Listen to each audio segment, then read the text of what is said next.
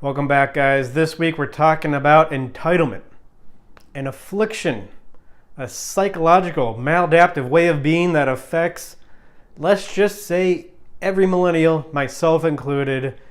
The stereotype, it's not even a stereotype. It's like snakes have scales. That's not a stereotype. Millennials have entitlement. It's just a fact about who we are, which is why it is really important that we understand what it is exactly. I don't think a lot of people really do. This is going to tie into our video on narcissism. We think that narcissism is about having a big ego, about having a strong ego, a strong sense of self, when in truth it's the opposite. It's a cover for having a weak ego, a weak sense of self. And we're going to find a lot of overlap here with entitlement.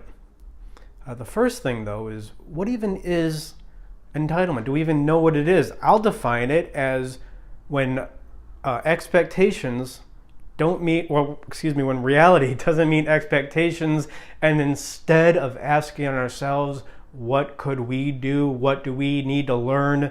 We blame reality. When a situation doesn't work out, when we fail, instead of looking at what we can do, we look at someone else and ask what they did incorrectly. Now, why does it affect millennials? I think because in the 60s and 70s, a bunch of great research came out on self-esteem, which is sort of related to entitlement. Maybe I'll do a separate video on self-esteem, doesn't matter. But this research said, and it was good research, that said that self-esteem led to higher grades, higher levels of accomplishment, higher education, better relationships, better health later in life. It was a great indicator of all these things that we would want for our children. So what our baby boomer parents did, maybe old Gen X parents did, is they said, oh, self-esteem's good? Okay, well, let's just take this thing, self-esteem, and inject it into our children without having them to having to put them through the negotiation with the reality that they'll need to do to get the self-esteem naturally. Instead of our parents giving their children, which was us, the tools through which they can get self-esteem on their own, they just gave them self-esteem. And now I'm doing a very millennial thing by blaming our parents. It's not really our parents' fault. They did the best that they could. They were just mistaken. A lot of people were mistaken. So now it's incumbent on us. What can we do to engage with reality in a better way? That's what this is all about. I see it all the time, right? Like the guy who goes out on a date with the girl, and it was a great date, according to him, and he's texting her now, and she's not texting him back. Oh, it's girl's fault, it's society's fault, it's Instagram's fault, whatever. She's just too attached to her cell phone. Instead of looking at what you could do different, you blame the girl, you blame society. Women do this too, of course. They get 3 advanced degrees, they're about to be a partner at their law firm, 32 years old, and they're asking, well, why doesn't a man want me? Why doesn't a man want to marry me?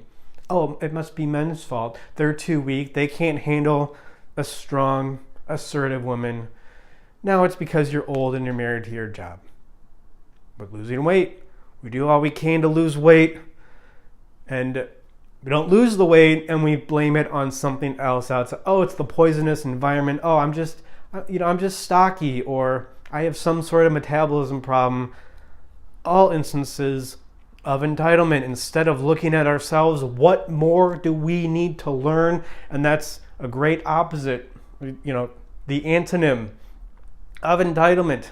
Also, the cure for entitlement is awareness. What do you need to learn? A great movie that demonstrates really how important entitlement is, or how important it is to come to terms with our entitlement, is the movie Die Hard. Going in our theme with Christmas movies this month. John McClane, a New York City detective, flies to Los Angeles to rekindle his relationship with his estranged wife, goes to an office party. The entire office complex is taken over by a German terrorist. It was 1988, so the terrorists were German. And he realizes, whoa, to really rekindle this relationship, he thought it was going to be easy. Just fly back to LA, make some chit chat, maybe a few funny lines, and his wife is going to love him again. No, he's got to defeat the German terrorists to get to the relationship, to get to what he really wants, which is a relationship with his wife. It's going to be 10, 20 times more difficult than he thought it was going to be. Not just the plot of Die Hard, but the making of Die Hard, the production of Die Hard. Look into what they had to go through. I mean, I think they asked 13 actors to play John McClane before they asked Bruce Willis. It went through, I think, 3 directors, all these budgeting problems. One of the stunts that they did, reportedly, was illegal. It didn't meet safety specifications, so they actually did it in the beginning of the movie, because if John McClane, Bruce Willis, hurt himself in this stunt, then they wouldn't have to shoot the whole movie and they could just get a new actor to play John McClane right there. It was this huge production. The production of Die Hard was a huge production. It was way more difficult than they ever thought it was going to be, and that's for a really great movie like Die Hard. So what is it going to be for you to get whatever it is that you want? Money and a wife, a girlfriend. If you're a woman, you're going to want a relationship and then money in that order. But it all comes back to awareness. Well, in a broad sense, we're talking about a boundary here. Where you feel entitled is really where you're disconnected from reality, where you haven't sat down with somebody else and negotiated, okay, what do you want me to do? What is it that I need to do to get this thing that I want? Whether that person is a professor, a boss, any sort of colleague. If you're not getting what you want in a situation, are you sitting down and having perhaps difficult conversations with the person you need to, so you get a C on a midterm. Do you blame the midterm and say, oh, I just wasn't sleeping? Or do you go and talk with the TA and say, okay, I don't think I'm dumb. I'm as dumb as, to get a C. So maybe there's just something that I need to do. Is there something I'm not getting? Is there some trick? That's all firming up your boundaries. So yeah, it really comes down to awareness, as I said before. The opposite of entitlement, the antidote to entitlement. And how do we get awareness? Education. I mean, maybe it's just as simple as reading a book. If you're failing in something, if you're trying to get a job, but you're not getting a job, maybe you're going about it in the wrong way. Maybe we don't live in some economically oppressive system. I mean, maybe it is to some degree, but does that explain why you haven't gotten one job even in your last 10 job interviews? Or does that explain why you sent out your resume 500 times to get one job interview? No, maybe you're just doing something incorrectly. You just need more awareness. And then another kind of education is experience. If you go out with a girl on a first date and it seems to go well from your perspective and she's ghosting you, it's most likely your first date in a while. Or maybe even just your 10th first date in a month. Maybe that's still not enough. Maybe you need more experience. Maybe you're not doing something. Maybe you're coming off in a way that you don't want to come off, or in a way that a girl wouldn't like. Maybe your name's James, and instead of going as Jim, you go as Jimmy. Maybe go as Jim. I think that first date will go a lot better if she's out with a Jim instead of a Jimmy. Not going to make the obvious joke there. But this is how we figure out entitlement. Is how can we become more aware of our situation? And really, this goes back in what I was teasing in the beginning of the video. Entitlement isn't about thinking that you're so great. If you thought that you were great, then you would find it much easier to look at yourself as the problem in any situation. Not as the problem, but just asking yourself, what else could I do?